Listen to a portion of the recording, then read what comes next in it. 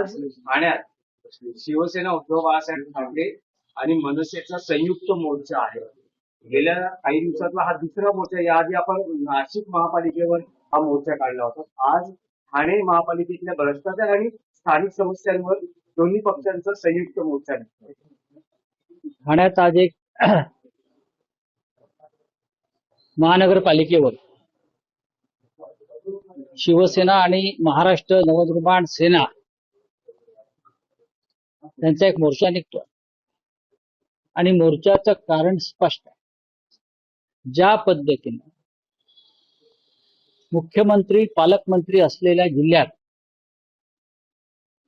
ते ज्या भागाचं प्रतिनिधित्व करतायत त्या महानगरपालिका हद्दीत जी गुंडगिरी, जी दरोडेखोरी,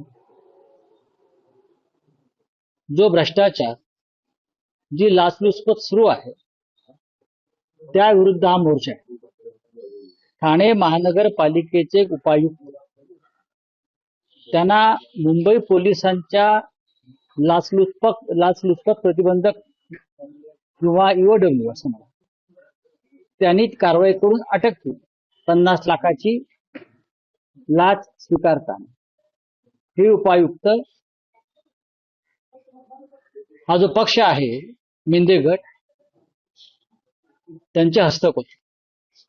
संपूर्ण महापालिकेमध्ये अशा प्रकारे लूटमार करणाऱ्या हस्तकांचा भरणा अख्ख्या शहरात आणि जिल्ह्यात एक प्रकारे जे वातावरण आहे हे महाराष्ट्राला कलंक लावणार आहे.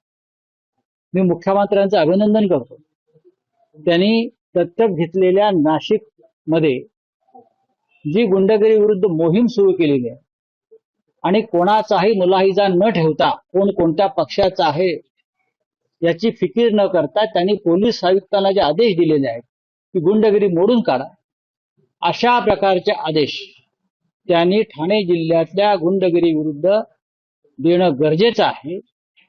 गणेश नाईक एक ज्येष्ठ नेते आणि मंत्री आहेत, त्यांनी सुद्धा या रावणराज विरुद्ध आवाज उठवलेला आहे आणि मी त्यांचे अभिनंदन करेन की त्यांनी ही सर्व हरामखोरी मोडून ठाण्यामध्ये जनतेचे प्रश्न ऐकण्यासाठी जनता दरबार सुरू केले आणि आज आम्ही या अन्यायाविरुद्ध, या भ्रष्टाचाराविरुद्ध शिवसेना आणि मनसे एकत्र येऊन मोर्चा काढत आहोत. आता isakal.com आहे देशातील नंबर 1 ची मराठी न्यूज वेबसाईट. प्रत्येक अपडेटसाठी isakal.com ला नक्की भेट द्या.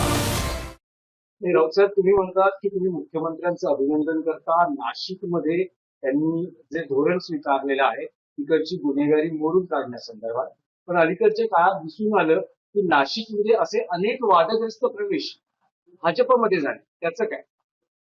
भाजपमधल्या नगरसेवकांना सुद्धा मुख्यमंत्र्यांनी सोडले नाही किंवा ज्याने अलीकडच्या काळात भाजपमध्ये प्रवेश केला अशा गुंडांच्या टोळ्यांचा सुद्धा मी गेल्या काही दिवसात पाहतोय. पोलीस आयुक्त संदीप कर्णिक यांनी पूर्णपणे बिमोड करण्याचं धोरण स्वीकारलेलं आहे आणि माझ्या माहितीप्रमाणे नाशिकच्या पोलीस आयुक्तांना मुख्यमंत्र्यांचे तसे आदेश आहेत, हे यांचे अड्डे उद्ध्वस्त करा. मग तो भारतीय जनता पक्षाचा आहे का, तो शिवसेनेचा आहे का, तो काँग्रेसचा आहे का, तो राष्ट्रवादीचा आहे का? जनतेला छळणारा आणि शहरात दरोडेखोरी करणाऱ्यांना दयामाया दाखवू नका. हे जर धोरण असेल तर त्याचं स्वागत केलं पाहिजे आणि नाशिकमध्ये मला तिकडले आयुक्त संदीप कर्णिक यांच्याकडून ती कारवाई होताना दिसते. अशा प्रकारची कारवाई ठाण्यात व्हावी. नाही, पण पुणे अपवाद आहे का? कारण पुण्यामध्ये सध्या देशाच्या नकाशावर पुणे गाजत आहे. हायवे प्रकरण असेल, विविध गँग्ज असतील, पुण्याचे प्रकरणामध्ये हायवे प्रकरणात सुद्धा रवींद्र धुंगेकर काही धक्कादायक माहिती आजही पत्रकार परिषदेत समोर आणणार. त्याआधी त्यांच्या पक्षाकडून त्यांना समज दिली गेलेली आहे की महायुती दंगा नको, असे आदेश त्यांना. बघा, पुणे हा एकेकाळी विद्येचं माहेरघर होतं, सांस्कृतिक शहर होतं. आज पुणे हे अजितदादा पवारांमुळे आणि नंतर भाजपमधल्या काही घटकांमुळे गुंडांचं माहेरघर झालेलं. कोयता गँग ही संकल्पना पुण्यातून बाहेर आली. पोलीस आयुक्त काय करतात? तिकडले पोलीस आयुक्त जे कोणी आहेत त्यांनी नाशिकच्या पोलीस आयुक्तांकडून नाशिक शहरात जे काय घडामोडी सुरू आहेत त्यापासून प्रेरणा घेतली पाहिजे. आणि हे राज्याच्या गृहमंत्र्यांचं जबाबदारी आहे. पुण्यामधले एक मंत्री केंद्रात आहे आणि ज्या प्रकारे पुण्याची बदनामी सुरू आहे ती गंभीर बाब आहे. पुण्यामध्ये सुद्धा ठाण्या इतकीच जबरदस्त गुंडगिरी सुरू आहे. रावसाहेब, आज काँग्रेसची बैठक आहे. यापूर्वी हर्षवर्धन सपकाळांनी त्यांची भूमिका महाविकास आघाडीमध्ये नवा भिडू नको अशी स्पष्टपणे जाहीररित्या दर्शवली होती. आज बैठक आहे. काय मनसेचा महाविकास आघाडीमध्ये सहभाग होण्याच्या बाबतची काही चर्चा किंवा महाविकास- यातलं हर्षवर्धन सपकाळांचं म्हणणं असं आहे की महाविकास आघाडी मनसेला घ्यायचं असेल तर तो निर्णय दिल्लीतून होईल. हे तुम्हाला पटतंय? नाही, त्यांचं म्हणणं बरोबर आहे. आणि दिल्लीमध्ये आम्ही चर्चा करत आहोत किंवा आमची चर्चा झाली आहे. काल सुद्धा माझं सरचिटणीस वेणुगोपाल यांच्याशी काही विषयावर चर्चा झालेली आहे. मी राहुलजींशी पण चर्चा करीन. आम्ही उद्धवजी खरगे साहेबांशी चर्चा करतील. प्रश्न तो नाहीये. उद्याचं जे शिष्टमंडळ आहे ते सर्व पक्षीय शिष्टमंडळ आणि अराजकीय शिष्टमंडळ आहे हे हर्षवर्धन सपकाळ यांनी समजून घेतलं पाहिजे. हा विषय एका पक्षाचा नाही.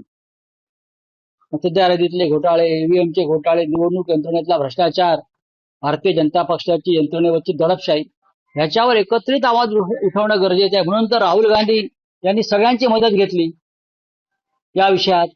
हे एकट्याचं कामच नाहीये.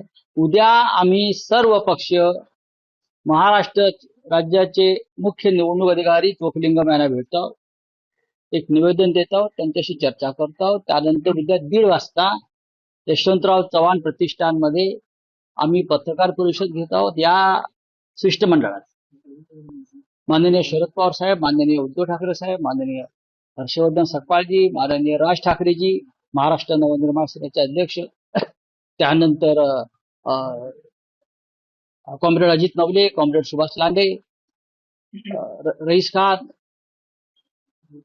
असे जयंतराव पाटील शेका पक्षाचे, या सगळ्यांना आमंत्रित केलेलं आहे आम्ही आणि सगळे येत आहे. आता हर्षवर्धन सपकाळ यांचा एक मुद्दा आहे की इंडिया आघाडीत नसलेले पक्ष त्यात आहेत म्हणजे कोण आहेत? म्हणजे कोण आहेत? इथे इंडिया आघाडी किंवा महाविकास आघाडीचा पक्ष विषयच नाही. सर्व पक्षीय शिष्टमंडळ. आम्ही देवेंद्र फडणवीस यांनाही आमंत्रण दिलेलं आहे ना, आणि आम्ही अजित पवार आणि त्यांच्या इतर घटक पक्षांना आमंत्रण दिलंय की हा विषय, निवडणूक आयोगाचा विषय, हा संविधान आणि लोकशाहीच्या संदर्भातला महत्वाचा विषय आहे. त्याच्यात राजकारण कोणी आणूच नये. राऊतसाहेब, उद्याच्या बैठकीचा आपण एक विषय वेगळा ठेवू. आता तुम्ही असं म्हणालात की राज ठाकरेंच्या मनसेला महाविकास आघाडीत घ्यायचे की नाही याची तुमची दिल्लीतील काँग्रेस पक्षश्रेष्ठींची चर्चा सुरू आहे. तुम्ही अलीकडच्या काळात राज ठाकरेंना अनेकदा भेटलेला आहात. राज ठाकरे स्वतः इच्छुक आहेत का महाविकास आघाडीत यायला? एक लक्षात घ्या, महाविकास आघाडीमध्ये जर नवीन घटक घ्यायचा असेल तर नक्कीच एकत्र बसून चर्चा करावी लागेल असं माझं म्हणणं आहे. आणि काँग्रेसचं नेतृत्व दिल्लीमध्ये, काँग्रेसच्या नेतृत्वाला इथे अधिकार घ्यायचा, कोणताही निर्णय घ्यायचा अधिकार नाही हे मान्य केलं पाहिजे. जसं अजित पवार किंवा आहे तुमचे एकनाथ शिंदे हे निर्णय घेऊ शकते, त्यांचा निर्णय अमित शहा घेतात दिल्लीत. काँग्रेसचंही तसंच आहे. महाराष्ट्रात 3 पक्ष आहेत जे स्वतः निर्णय घेऊ शकत नाहीत. एक पक्षाचे अध्यक्ष खरगे साहेब आहेत, ते दिल्लीत निर्णय घेतील, आणि दुसरे जे 2 पक्ष सरकारमध्ये सामील आहेत त्यांचा निर्णय अमित शहा घेतात, कारण तो त्यांचा मालकीचा पक्ष आहे. ज्यांचं नेतृत्व दिल्लीत आहे ते दिल्लीतून निर्णय घेतील. आम्ही सगळे उरलेले लोक महाराष्ट्रात आहोत, आम्ही महाराष्ट्रात निर्णय घेऊ. आणि उद्याच्या शिष्टमंडळामध्ये महाराष्ट्र नवनिर्माण सेनेचे अध्यक्ष राज ठाकरे, उद्धव ठाकरे आणि इतर माननीय शरद पवार साहेब सामील होत आहेत. स्पेसिफिक प्रश्न आहे, पुन्हा एकदा विचारतो. तुम्ही अलीकडच्या काळात राज ठाकरेंना अनेकदा भेटलेला आहात. असं म्हटलं जातंय राज ठाकरे आणि उद्धव ठाकरे एकत्र येतील, शरद पवारांना घेण्याचेही प्रयत्न सुरू आहे. स्थानिक स्तरावर शरद पवारांना घ्या अशी नेते पदाधिकाऱ्यांची मागणी आहे. असं असताना राज ठाकरे महाविकास आघाडीत येण्यास तयार आहेत का, इच्छुक आहेत का, तशी काही त्यांनी इच्छा प्रकट केली आहे का? आता मी तुमच्या माहितीसाठी ब्रेकिंग न्यूज देतो. येस, तेच आम्हाला. स्वतः राज ठाकरे यांची इच्छा आहे अरे वा, की आपल्याला महाविकास आघाडीतला घटक पक्ष असलेला काँग्रेसला सुद्धा सोबत घेणं गरजेचं आहे. ही त्यांची एक भूमिका आहे. त्याचा अर्थ निर्णय नाही. मी परत बघा मी काय म्हणतोय, कारण प्रत्येकाचं या राज्यामध्ये स्थान आहे. जसं शिवसेनेचा आहे, म्हणजे आमच्या बाळासाहेब ठाकरेंच्या, उद्धवजींच्या. महाराष्ट्र नवनिर्माण सेनेचा आहे, माननीय शरद पवार साहेबांचा आहे, डाव्या पक्षांचा आहे. तसंच काँग्रेस सुद्धा महाराष्ट्रातला एक महत्वाचा पक्ष आहे. काही निर्णय घेताना जसं शिष्टमंडळामध्ये काँग्रेसचा समावेश होणं गरजेचं आहे, ही आमच्या सगळ्यांची भूमिका आहे. ती राज ठाकरे साहेबांची सुद्धा आहे. त्याच्यामुळे तुम्ही जे प्रश्न विचारताय ते निरर्थक आहे. चला, थँक्यू.